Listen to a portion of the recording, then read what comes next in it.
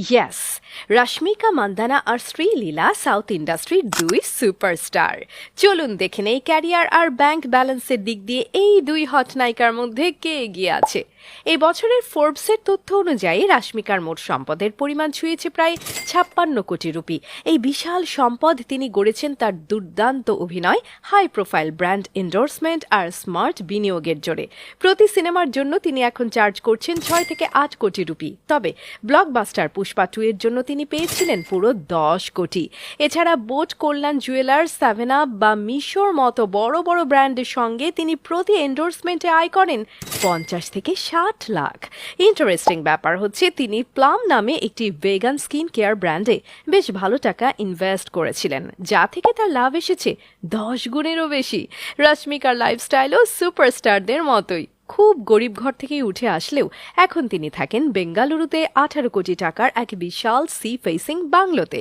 এর পাশাপাশি মুম্বাই, গোয়া, কুর্গো আর হায়দ্রাবাদেও তার বাড়ি বা দামি অ্যাপার্টমেন্ট আছে। আর গ্যারেজে ঝকঝক করছে Audi Q3, Range Rover Sports, Mercedes Benz C class, Toyota Innova আর হুন্ডাই ক্রেটা। অন্যদিকে শ্রীলীলার ব্যাংক ব্যালেন্স এখন 35 কোটি রুপির মতো। মজার ব্যাপার হচ্ছে শ্রীলীলা ছোটবেলা থেকেই মায়ের মতো ডাক্তার হতে চেয়েছিলেন। এমনকি 2021 সালে তিনি MBBS ডিগ্রিও পেয়েছেন। কিন্তু ডাক্তার হলে তিনি আর কত টাকা বানাতে পারতেন। এখন সিনেমার ফেস, ব্র্যান্ড এন্ডোর্সমেন্ট আর সোশ্যাল মিডিয়ার রেভিনিউ থেকে তিনি কিন্তু কোটিপতি। তবে ক্যারিয়ারের শুরুতে তিনি কিন্তু পার ডে চার্জ করতেন। সে সময় প্রতি ঘন্টায় তার আয় ছিল 4 লাখ। এখন শ্রীলীলা প্রতি সিনেমার জন্য নেন 4 থেকে 6 কোটি। বাহ! তবে পুষ্পা 2 এর এক আইটেম গান কিসিক করে তিনি পেয়েছেন 2.5 কোটি।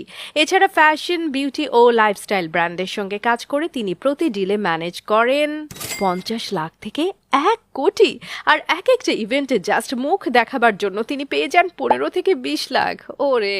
শ্রীলীলা এখন বেঙ্গালুরুতে যে বিলাসবহুল অ্যাপার্টমেন্টে থাকেন তার দামই কিন্তু 5 কোটি। আর তারও আছে মার্সিডিজ বেঞ্জ GLE বা Audi A6, যার এক একটার দাম 2 কোটি টাকার উপরে। এই অনলাইন যুগে কে কত বড় সেলিব্রিটি সেটা বের করার একটা বড় ফ্যাক্টর হলো তাদের সোশ্যাল মিডিয়া ফলোয়িং। ইনস্টাগ্রামে রশ্মিকাকে ফলো করে প্রায় 46 মিলিয়ন ফ্যান। এটা কিন্তু শাহরুখ খানের মতো বলিউড সুপারস্টারের চাইতেও বেশি। আর একই প্ল্যাটফর্মে শ্রীলীলার ফলোয়ার আছে 12 মিলিয়নের মতো। অন্যদিকে ফেসবুকে রশ্মিকার প্রায় 7.5 মিলিয়ন ফলোয়ার আর শ্রীলীলার ফলোয়ার 1.2 মিলিয়ন। সোশ্যাল মিডিয়াতে রশ্মিকা ভালোই এগিয়ে আছেন। তবে এটাও বুঝতে হবে শ্রীলীলার বয়স এখন মাত্র 23 আর রশ্মিকার 29। তাই নায়িকা হিসেবে শ্রীলীলার হাতে এখনো বেশ কিছুটা ক্যারিয়ার বাকি আছে। এবার আসা যাক পার্সোনাল